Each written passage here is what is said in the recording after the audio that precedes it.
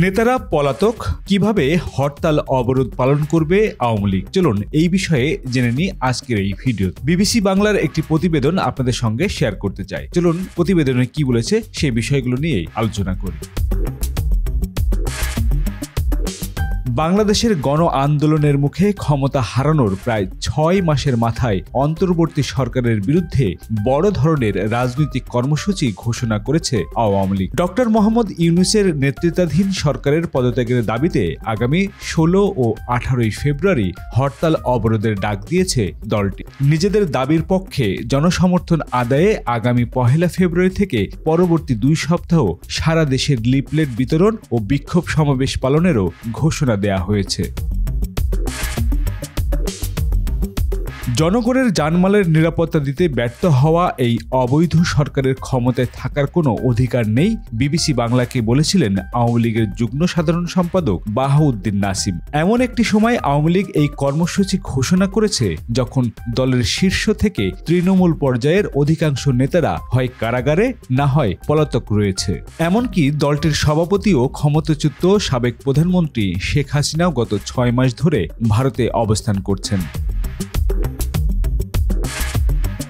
অন্যদিকে গত ৫ই আগস্টের পর মামলা হামলার ভয়ে ঘরছাড়া কর্মীরাও সবাই এলাকায় ফিরতে পারেননি। অল্প যে কয়েকজন ফিরেছেন তারাও প্রকাশ্যে আসতে চাচ্ছেন না। এই অবস্থায় দলটি কিভাবে হরতাল অবরোধের মতো রাজপথে কর্মসূচি পালন করবে এবং সেক্ষেত্রে তারা কতটুকু সফল হবে সেটি নিয়েই প্রশ্ন দেখা দিয়েছে।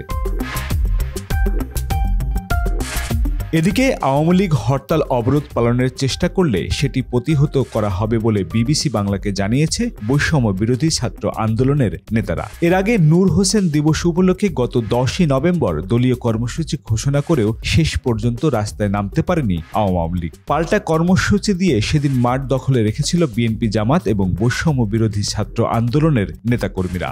সরকারের পক্ষ থেকে সরাসরি এ নিয়ে প্রতিক্রিয়া জানানো না হলেও ফেসবুকের একটি পোস্ট কঠোর অবস্থানের কথা বলা হয়েছে। আওয়ামী লীগ যতক্ষণ পর্যন্ত না গণহত্যা, খুন ও দুর্নীতির জন্য ক্ষমা চাইবে, এর জন্য দায়ী নেতাকর্মীদের বিচারের মুখোমুখি করবে এবং বর্তমান নেতৃত্ব ও তাদের ফ্যাসিবাদী আদর্শ থেকে আওয়ামী লীগ যতক্ষণ সরে না আসবে ততক্ষণ পর্যন্ত তাদেরকে কোনো বিক্ষোভ কর্মসূচি পালন করতে দেয়া সম্ভব না, বলেছেন প্রধান উপদেষ্টার প্রেস সচিব শফিকুল আলম।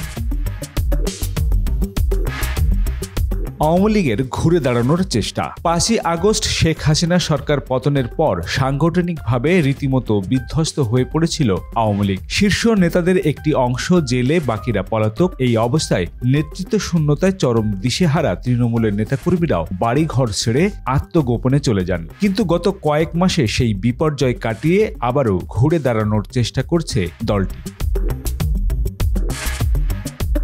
দেশে বিদেশে আত্মগোপনে থাকা নেতাকর্মীদের মধ্যে ইতিমধ্যেই যোগাযোগের একটি নেটওয়ার্ক তৈরি হয়েছে। তৃণমূলেও কেউ কেউ এলাকায় ফিরতে শুরু করেছেন। অন্যদিকে দ্রব্যমূল্য, আইন শৃঙ্খলা সহ বিভিন্ন ইস্যুতে অন্তর্বর্তী সরকারের প্রতি সাধারণ মানুষের এক ধরনের হতাশা ও অসন্তোষ দেখা যাচ্ছে বলে মনে করছে দলটি। ফলে ঘুরে দাঁড়ানোর জন্যই এই সুযোগকে কাজে লাগাতে চাচ্ছে আওয়ামী লীগ।